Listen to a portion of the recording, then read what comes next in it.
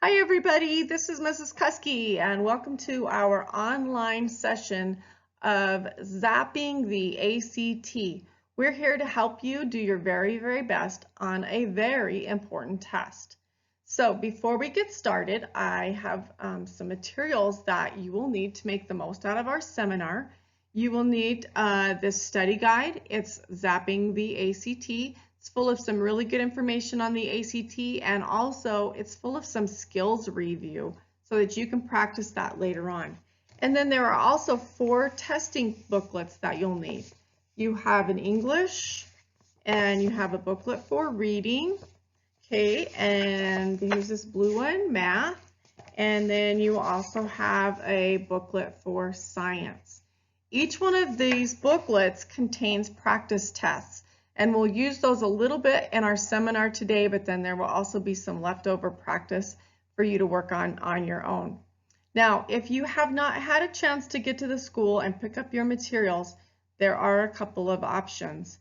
First, you can wait until you get your materials. Second, you can go online and look for some other materials. These test items are just, they're very similar to ACT released items. So you can find stuff like this online and then you can just shorten it down. These have been made to look like ACT and they're a little bit shorter so that it keeps your practice manageable. But you could find released items online and you could do the same type of work with us and just cut those down. It'll kind of fill in and level out and be pretty much the same. That's one option. Another thing that you can do is just go ahead and go through the seminar with me today and maybe take a few notes. Regardless, you will find some really good information, I believe, to help you do your very best on the ACT. And then finally, you will need a way to time yourself. For these sessions, you can use your phone or any other way to time yourself. That will really help you practice timing, which is really a critical strategy for taking a test like this. So our next few slides are going to go over what the ACT looks like and some basic information about the test. So let's get started. Okay, so the ACT is made up of 4 content area tests and a writing test. The test that we have here is for English. It's 45 minutes, 75 questions, and the test covers basic punctuation, grammar, sentence structure, some logic and strategy for sentences and writing, and then organization and style. And then you have the math test, 60 minutes with 60 questions. And the math test is based largely on problem-solving skills, and it's a lot of pre-algebra and algebra. There's going to be some geometry, and there are a few questions on trigonometry. You can use a calculator on this test, but keep in mind that you don't have to use a calculator on any of the questions on the ACT. So if you do want to use a calculator and you practice with a calculator today, make sure that the calculator you're using is a calculator that is approved for the ACT testing site. You can find that information online. Remember that you cannot have your phone, you can't use a smartwatch, and you can't have a calculator that has any type of memory. The ACT reading test is made up of 4 reading selections. There is a selection on science, one on social studies, one on humanities, and one on literature. And you have 35 minutes to complete 40 questions. Again, that might seem a little overwhelming, but that's what our seminar is all about. We'll show you how to get through that reading test and do your very best. And the science test is also a 35-minute test, and you have 40 questions. The science questions are going to be really based on data analysis. You will read a lot of graphs and look at data and answer questions about that. And there will be a little bit of reading because you have a lot of content in science. And finally, there's the writing test. I realize this slide says optional, but we really want you to take that writing test because you want to bank that score so that you don't have to come back and worry about it later on. Sometimes the writing test is not a requirement depending on the college that you're looking at, but if it is, you'll have already been finished with that, and that'll be a really helpful thing. You have 40 minutes to write an essay and one prompt, and we will be working on that with this seminar today too. All right, so let's talk about our seminar goals. We are here to help you do your very, very best on the ACT, and that's why you are watching this video as well, right? You want to do your best. When you have your ACT scores, it can affect maybe the college that you are getting into. You certainly want to check on colleges that you're looking at and see what the requirements are for ACT scores for entrance. I know that the University of Wyoming has some specific requirements, and also scholarships, and our Hathaway has some specific requirements, so you'll want to know those. And then sometimes, depending on your score, you can either test into some special classes, some honors classes or something, once you're in college, depending on your score, or you might even be able to test out of some classes. So the score you get really does matter. And since we are talking about scores, a lot of students ask, what is the score for the ACT? What's the possible score? And so a perfect score with the ACT is a 36. So that's as high as you can get, and there are a few people who score a 36. And then there's also the other end of that spectrum. So some students don't do well. We can kind of figure maybe they were just doing some guessing with the ACT, and their score would be about a 10. So there is no failing the ACT, but you can get as low as a 10, or you can get up to a 36. Now, about 5% of the students who take the ACT every year are going to get a 10.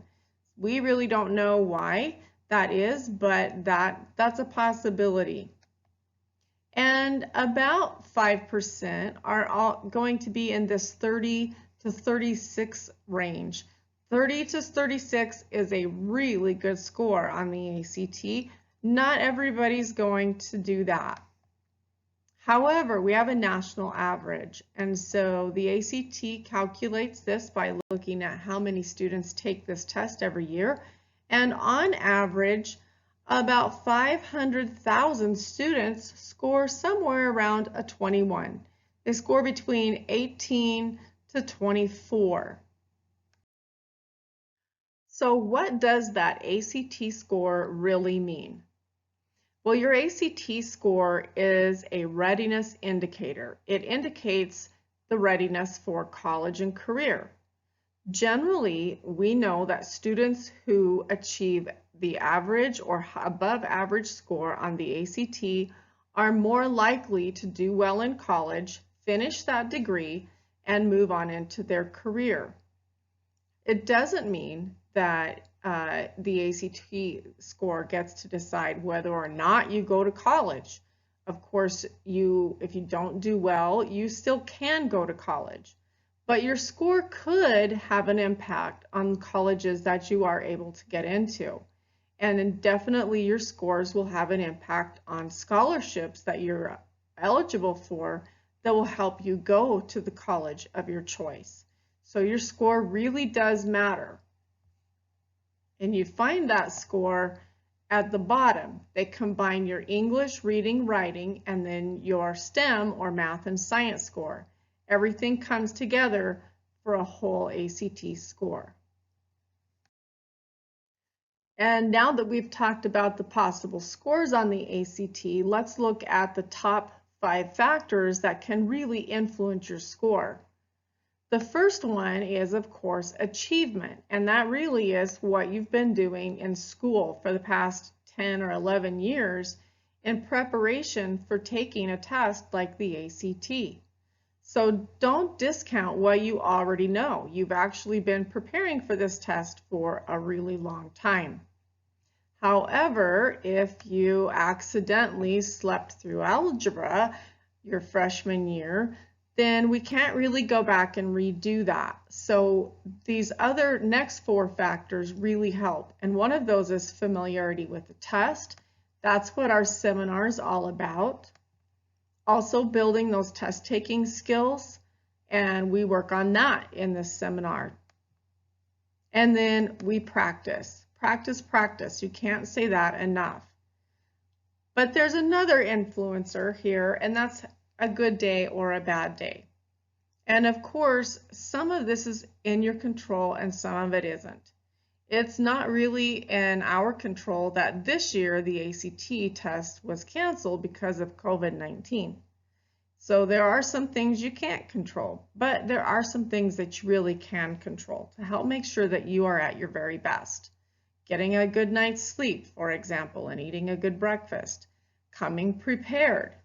Having your calculator. Having some pencils so that you're ready to either do some work on some scrap paper or if you're taking the paper pencil test. And the number one thing for helping with preparedness too is don't bring your phone. Okay, showing up and having your phone can result in a bad day. You cannot have a phone, you can't have a smartwatch, you can't have even a watch that has a timer on it once you're in that testing site. So don't bring your phone. And then of course, there's test anxiety. We have to mention that. Everybody has a little bit of test anxiety, and sometimes that can be a good thing, but you don't want to be overly anxious and you want to be well prepared. So think of test anxiety as kind of a spectrum. We don't want to be like this guy over here. He has lots and lots of anxiety.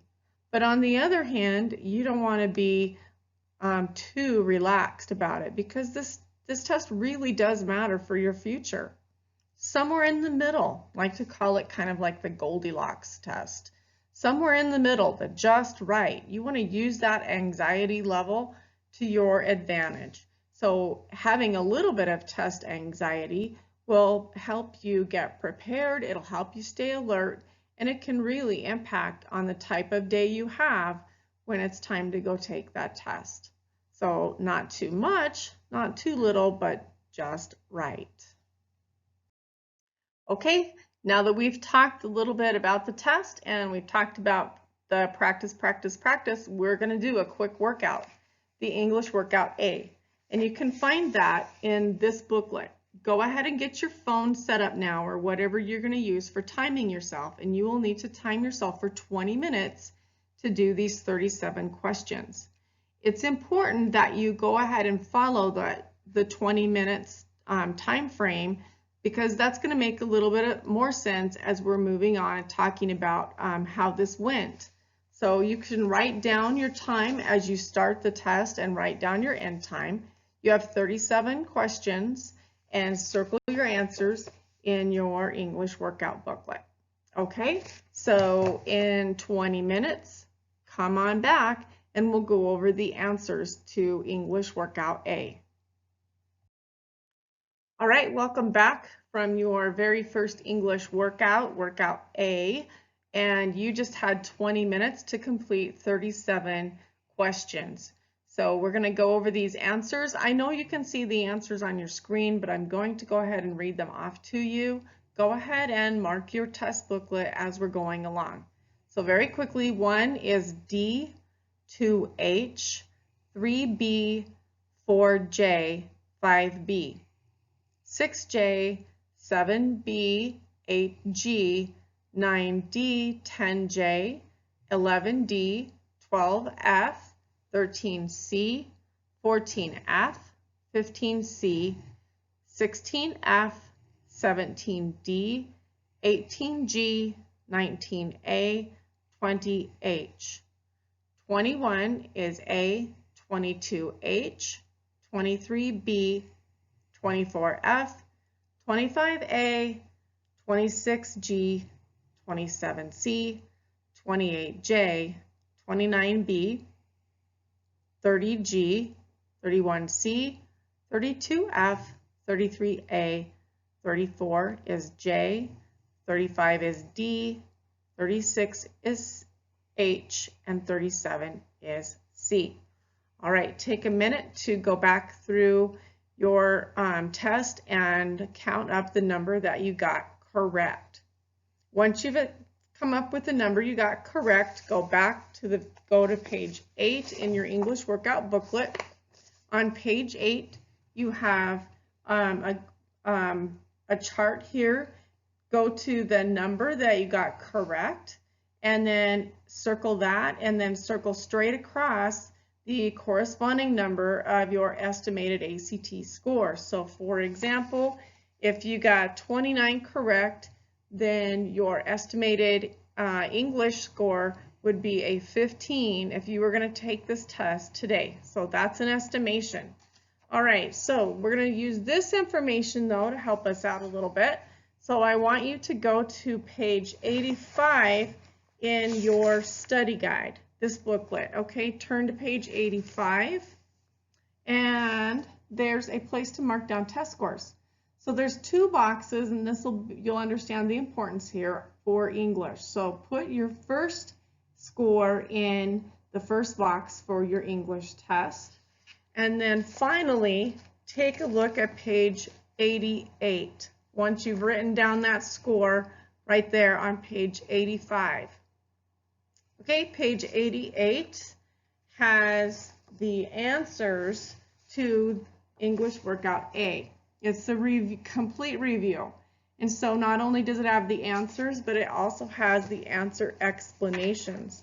So later on, after you've finished with this seminar, you can go back and you can look at the ones that you missed, and you can look at the reasons that the answer was the answer that was provided.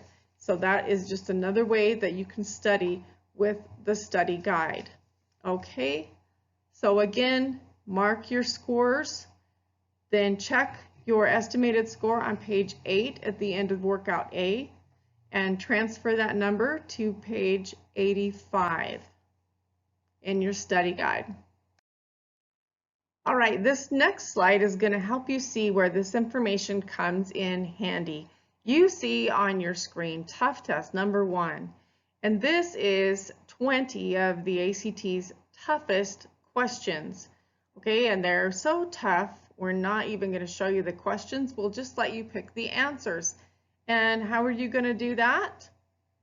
You are going to have to guess. So we're going to show you the power of blind guessing. Every question for the ACT has 4 potential answers, and that means that you have 25% chance of getting that question right, even if you don't know the answer. So to bring this back to what matters to us, let's consider that maybe we've given this tough test to over 1 million people. If we went out on the street and we gave this test to over 1 million people, and they were all blind guessing just like you are right now, guess what their average would be? And if you want to test yourself out, you can stop the video right here and turn to page 84 on your ACT study guide, because there's an example of the tough test right there on page 80. Oops, it's actually 81. Okay, so, but as an example, to continue on, if we gave this test to over 1 million people, what would their average score be? Well, everybody's pretty good at just plain old guessing, and some people are good, some people not so good, so our average here would be 5. So that's right. If you just totally guessed on all of these, you would probably get about 5 of them correct. So what does that mean to us? Well, let's take a look at our case study number 1, and actually you can be case study number 1. And let's say you took the English ACT test. Remember, it's 75 questions. What if you absolutely knew the answers to 55 out of those 75 questions, but you had no idea on the other 20? So if you just answered the ones that you knew, you would have a raw score of 55 because you knew those 55 questions. So when you have that raw score, then ACT transfers that over to your actual ACT score, and you would have a 21. So this is a little bit different because usually we're thinking that that score would be not that great if you didn't answer 20 questions. But in the ACT world, they score things a little differently. However, you left 20 of those questions out there by not answering them at all. So what if we went back to that concept for our tough test? Remember, on our tough test, you just had to guess. You had no idea, so you just guessed. What if you just guessed on those last 20 questions?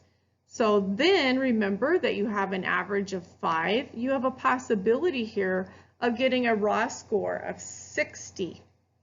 Okay, so if your raw score is 60, and if you want to go take a look at page 84 of your study guide, it explains the raw score and then your ACT score. But if you had a raw score of 60, that ups your score to a possibility here now of a 23 on the ACT, just by guessing. Okay, so an important piece to take away here is that in the ACT, we never leave anything blank. You always answer, even if you're just guessing. And what does that mean to us? Okay, well, remember that we talked about the average score, and the average score is around a 21. And remember too that that's what most people get. So about 500,000 students are scoring in that 21 range.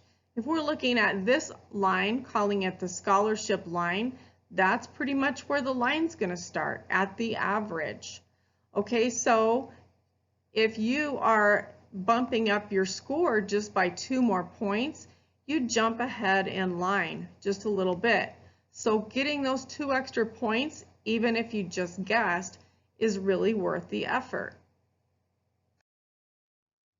Now let's revisit this concept of that really tough test that we just took a little bit ago. We're going to revisit. What if, instead of just blind guessing on ones that you really aren't too sure about, you could be a little more strategic and you could do some zapping. So instead of just guessing on all 4, you zap a couple of those answers and increase your chances. So as you can see, if we can zap a couple of those possible answer choices out of our way, then you have a 50-50 chance. And sometimes, as I'll show you, even a little bit better chance than that. So we're going to look at tough test number 2 here and look at your possibilities. So what if you, on number 1, now you don't have to choose between 4, you can choose between 2. As you look all the way down, sometimes when we get over to, say, number 15, you've been able to zap 3 of those, so your answer's pretty obvious right there. Now, if we gave tough test number 2 to the average individual, and we asked probably about another 1 million people to take tough test number 2, what do you think the average score might be? And as I'm clicking along here, you can go ahead and check, see how good of a guesser you are. Hopefully on 15 and 16, you're a pretty good guesser, right? So there we go. Okay. Now, instead of getting an average of 5, we've eliminated some of those. So guess what?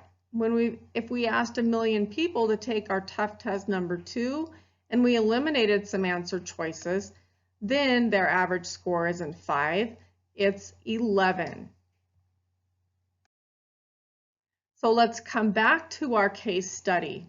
We already talked about what if you knew 55 of those 75 English test answers, and you answered those, of course, correctly because you already know them, and then you'd automatically have an ACT score of 21.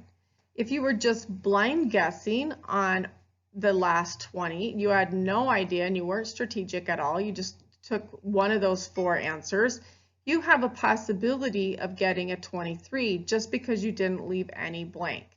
But we showed you that with zapping, you can be a little bit more strategic and then possibly even get another 11. And so instead of 5, you add 11 and bring your raw score to a 66. And so now you're talking about a 26 on the ACT. And let's come back to this scholarship line. So we looked previously at what adding 2 points would give for you and how far ahead you might get with just those 2 points. Now, if you add 5 extra points to your ACT score, that puts you well above average and it puts you much closer, right up there at the front of the line for scholarships. So adding those points is really important.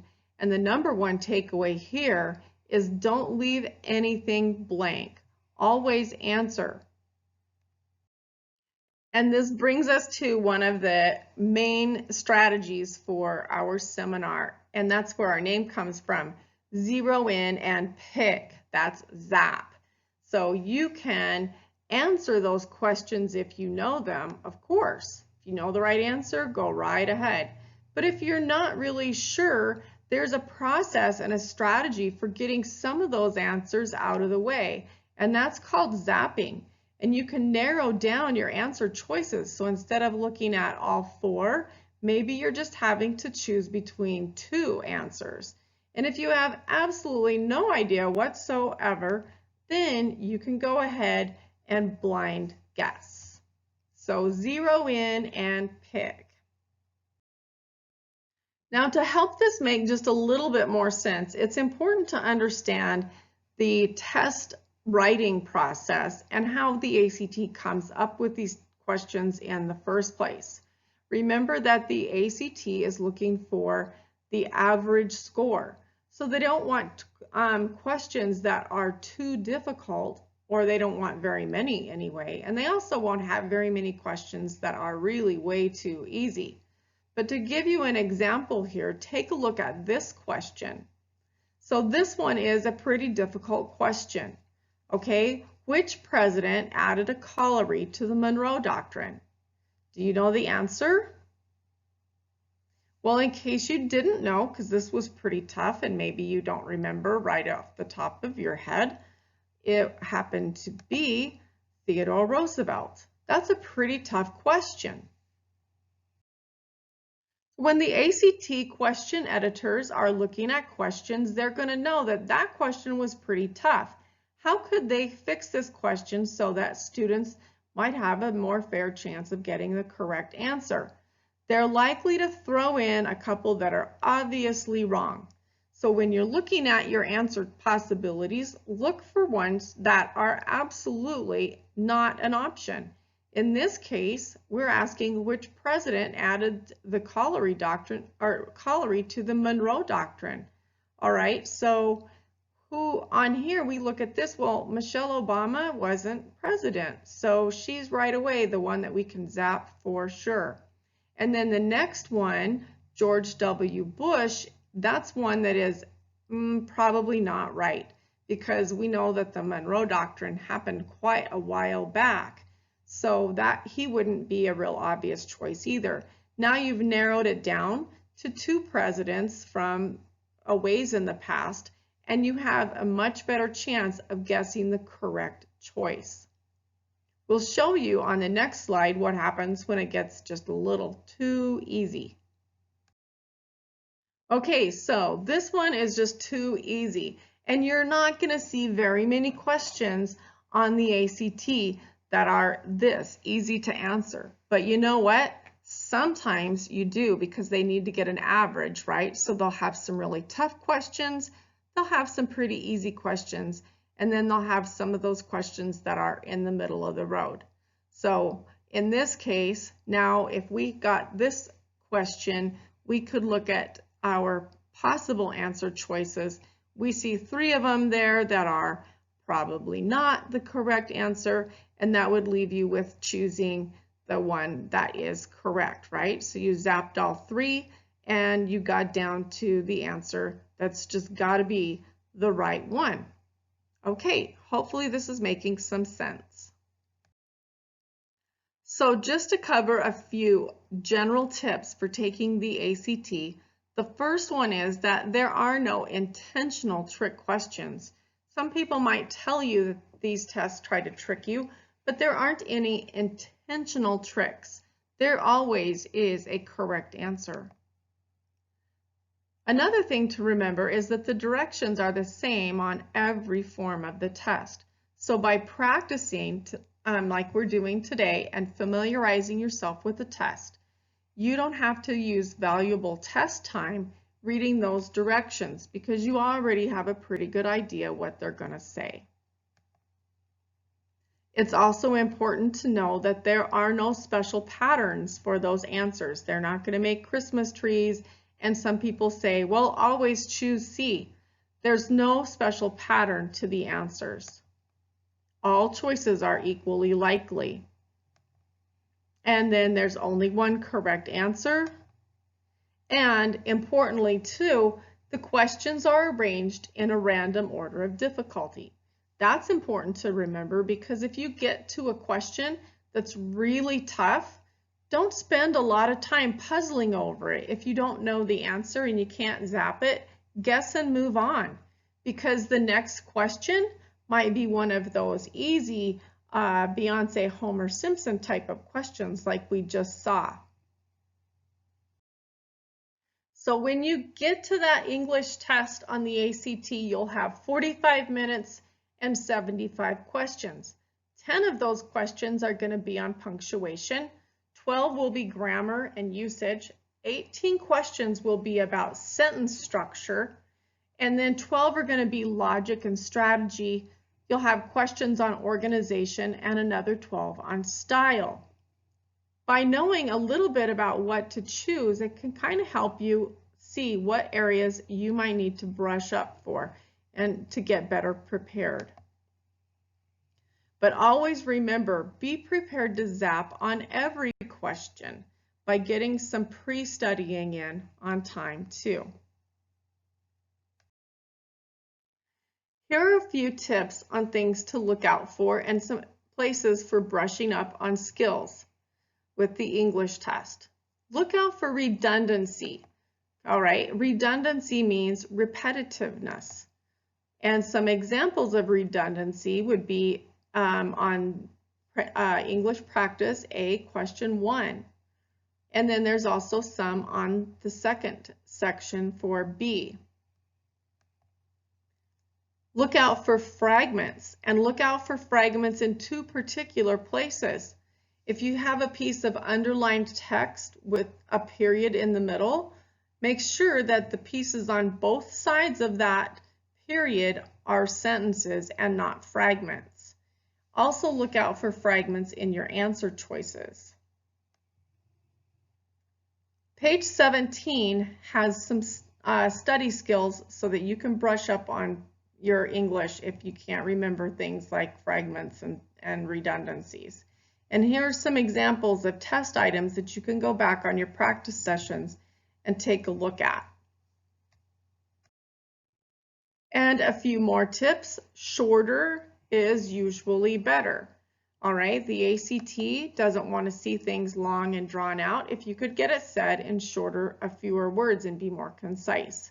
And here are some examples there. Pay special attention to context.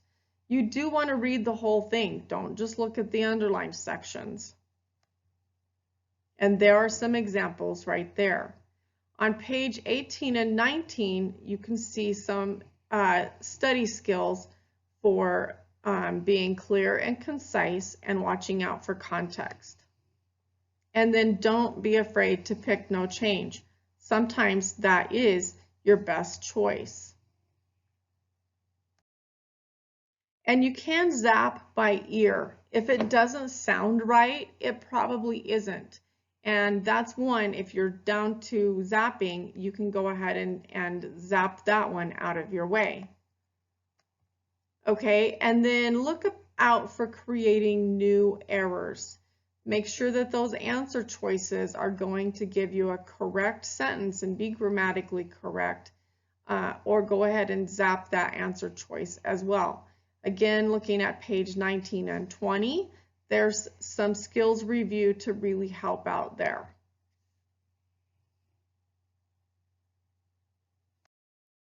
Box questions are also some things to be careful about.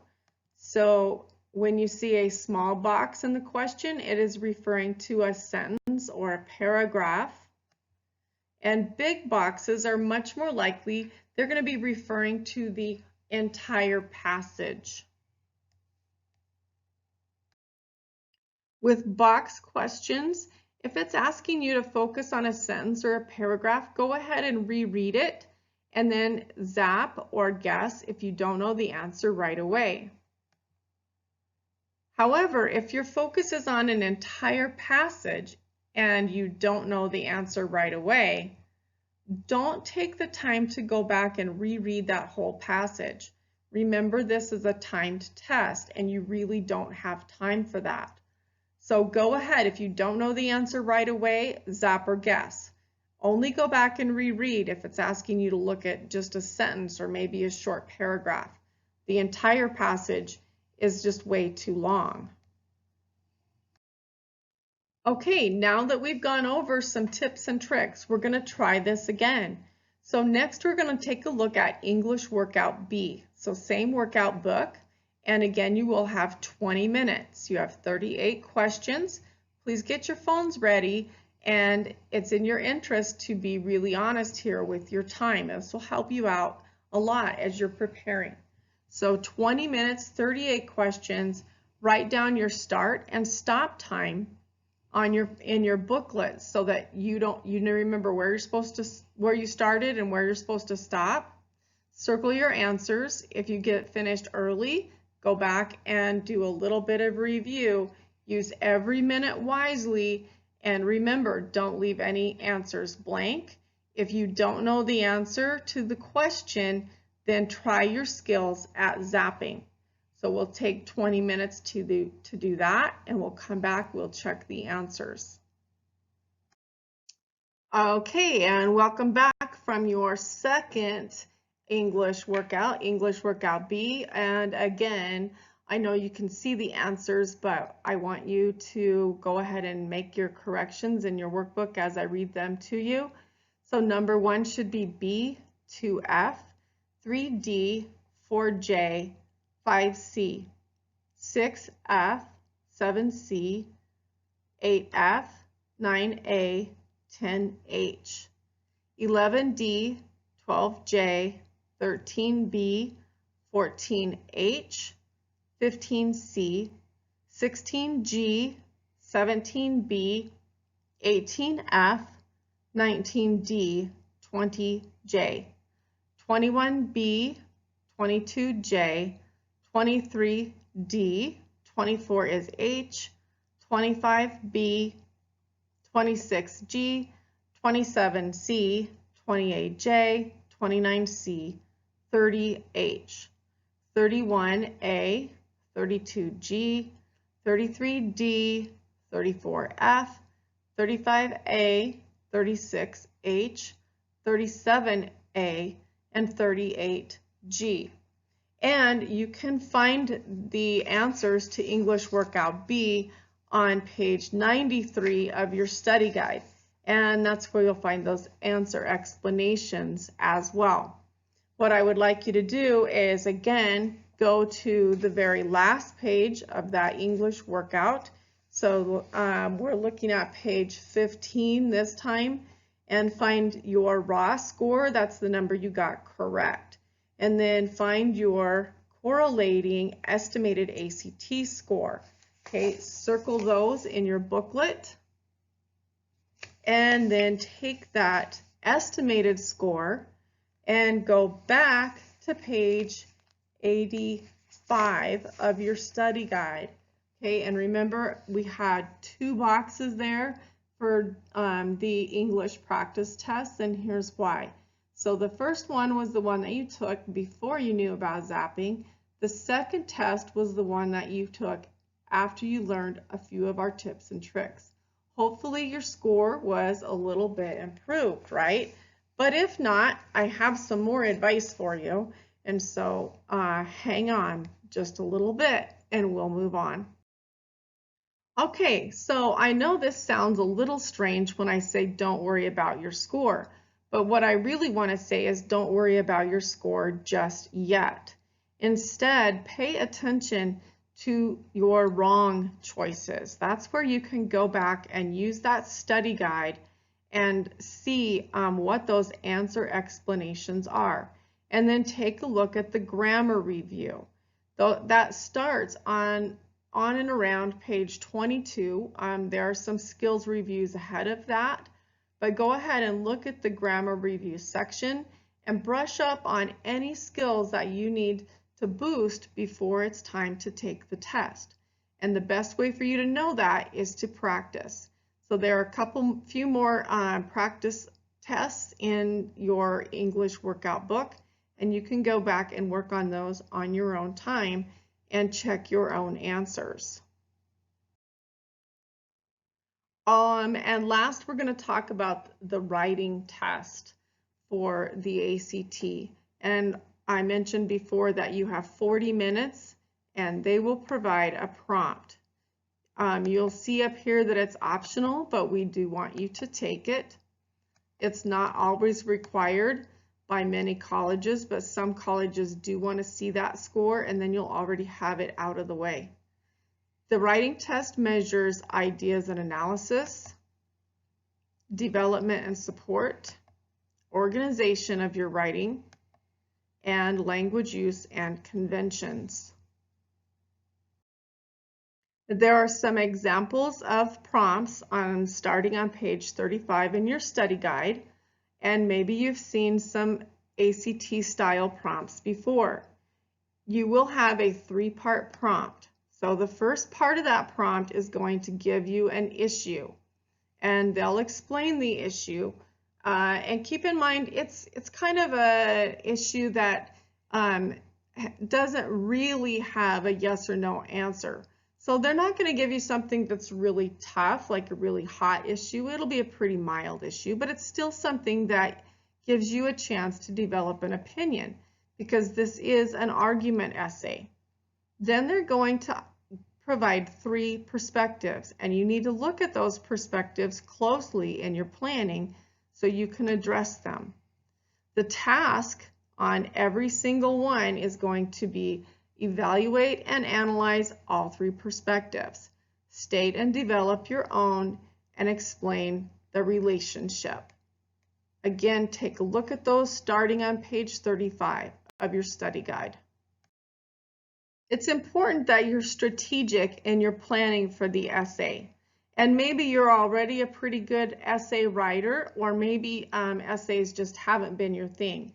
Either way, practice is what is going to help you get a whole lot better and be able to get your best essay down in 40 minutes. The first thing that you want to do is plan. And you can provide some planning space. Even if you're taking the test online and you're typing this essay, you're usually given some scratch paper so you can start to kind of rough out some ideas. So think about how you could generate ideas for the possible essay. Look for strengths and weaknesses of the 3 perspectives that they give you. What insights do these perspectives offer? And where do these perspectives fail? Are they persuasive, or do they fail to persuade you, and why? And then also think about your own knowledge and your experience. So many times you're going to have some idea based on your experience, and you can bring in your own ideas, and that'll really help give you a strong essay too, okay? And how are you going to support your perspective in your writing? When your essay is scored, you have a writing test score, and you'll have from 2 to 4, and you'll have 4 subscores. You'll get a subscore for ideas and analysis, development support, organization, and language usage. Everything comes together. Your ELA score is made up of your English, your reading, and your writing combined. You might want to take some notes here, or you can always come back to this section of the video. But we suggest that you use a 3-step plan of attack here so you can really be strategic in your writing. And step 1 is to go ahead and do some planning. Don't spend more than 10 minutes, but definitely spend some time planning out this essay. And then spend maybe 24 to 25 minutes actually drafting. And then come back to your draft and give yourself maybe the last 5 minutes to fix up any and make corrections and do any editing that you would need to make. As I mentioned, you have some prompts to practice with beginning on page 35, but let's take a look at this particular prompt, and I'll show you some ways to break it down.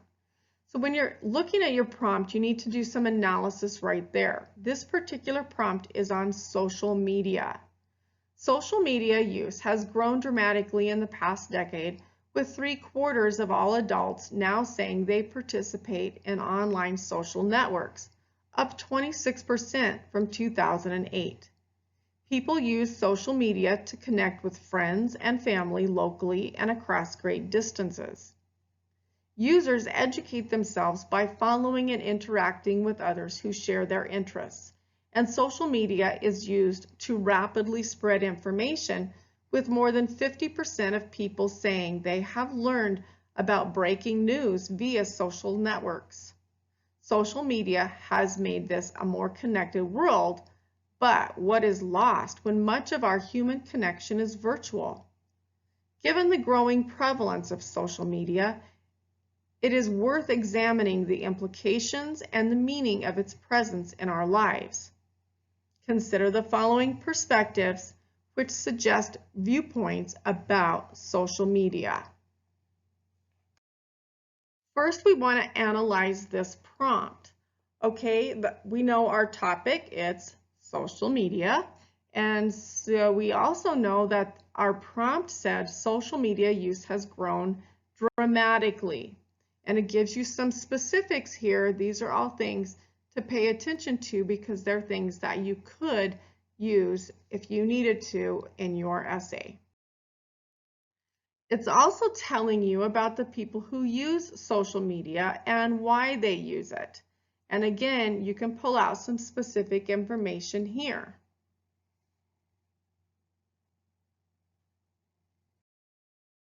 Every one of their prompts is going to be somewhat of an issue prompt, a mild issue, nothing too hot.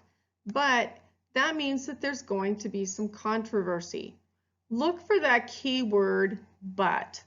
Okay, but is a word that gives you a contrast.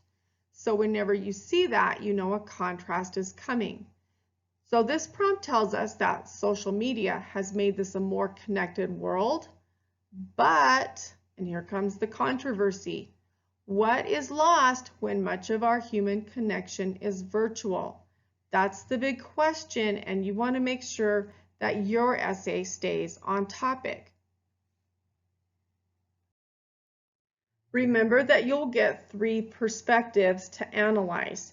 They're a big part of the prompt, so pay special attention to what each one of those perspectives is telling you, and you can decide whether or not you agree or you disagree with each one of the perspectives. Okay, so take a look here and note that you have perspective 1, perspective 2, and perspective 3.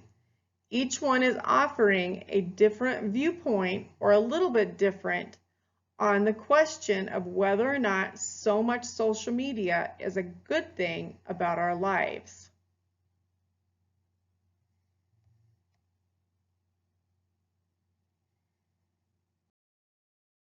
Notice that perspective 1 is going to be a little bit negative here. This one's telling us that social media separates us and isolates us, and that it distracts our attention.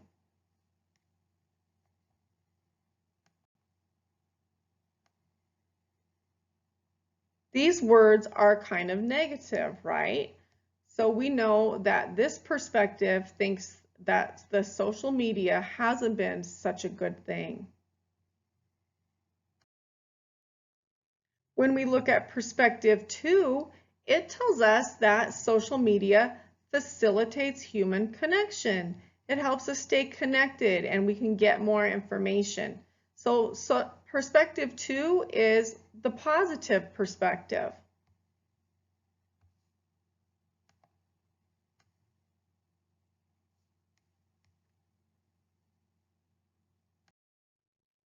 Perspective 3 then is a little bit of a blend, and you can expect to see this pattern. One perspective will be a positive perspective, the other one will be more of a negative perspective, and then you'll see something that has a little balance. In this case, it's mostly positive because it's telling us how social media empowers and challenges us. But then it also mentions that it challenges us to use it for good and not negative. So it's sort of answering both of those other two perspectives just a little. All right, and then we're going to come back to the directions. Remember that the directions are always the same. The task is going to ask you to analyze and evaluate the perspectives that are given. You'll also be asked to state and develop your own perspective on the issue, whichever issue they give you. And then they will tell you that your perspective could be in full agreement, partial agreement, or your perspective could be completely different. Again, practicing these is the best option, and take a look at page 35 of your study guide. There are also a lot of sample prompts out on the internet that can help you with some practice as well. So we'll take this prompt through our 3-step process.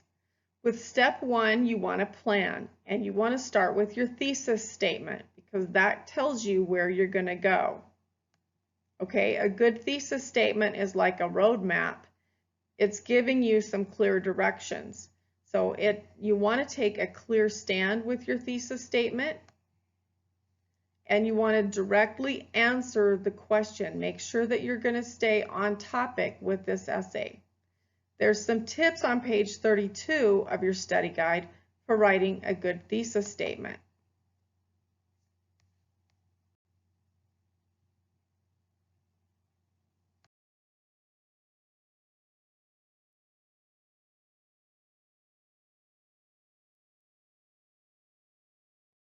And next, with your planning, you want to generate some ideas.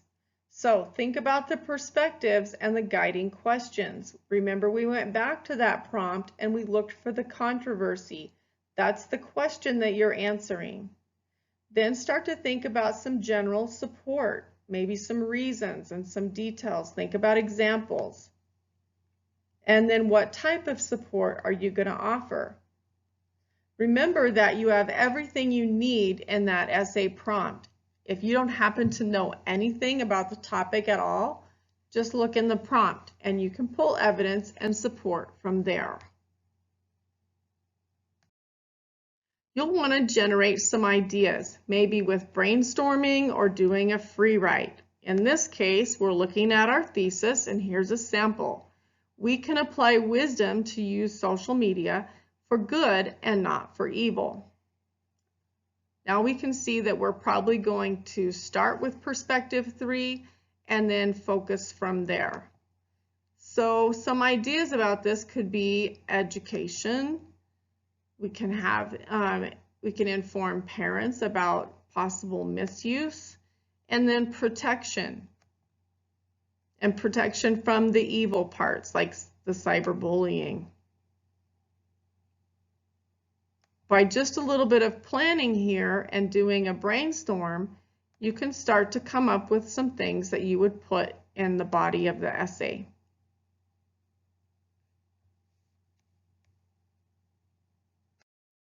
Finally, in your planning, you can think about the organization. It's key that you have a beginning, a middle, and an end to your essay.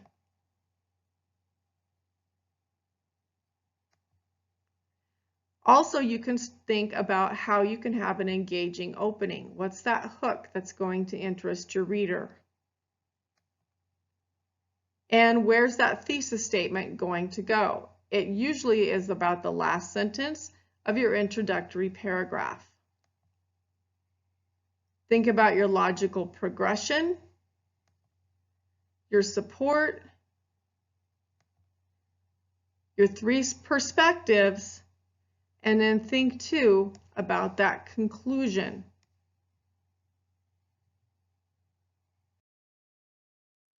It's important to give yourself about 25 minutes to draft. And in your practice, go ahead and use that time frame so that you are ready to take the test. While you're drafting, be aware of appropriate paragraphing, transitioning of ideas, things like first, second, third.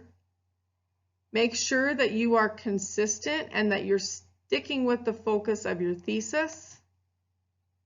Also look for varied sentence structures. Make sure you have maybe some short sentences and some long sentences. And be sure that you're using precise language. Also note that you have appropriate voice and tone for the topic of the essay. And then finally, take 5 minutes to edit. Think about, are your ideas logically organized? Did you stick to the thesis? Are the voice and tone appropriate? Are there any errors? And also, if you happen to end up handwriting this essay, you do want to make sure that your writing is legible.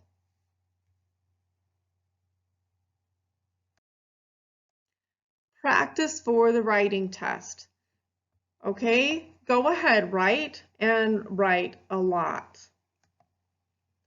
Look at some examples of essays, and then also you can go online and look at some released items and look at some sample essays from students who did well on the test.